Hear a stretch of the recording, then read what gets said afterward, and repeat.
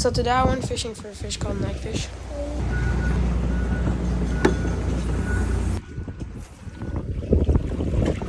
I was casting in the marina, didn't get a lot of bites at the beginning. I only got algae and stuck on the bottom, so I decided to switch spots right after that cast. On this cast, I got a lot of algae, but I didn't get stuck on the bottom, but I did lost my lure, so that made me sad. Wait, I went back to the old spot to see if I would get more bites, but I only got algae and stuck on the bottom a couple times and lost my lures. This is the fish that my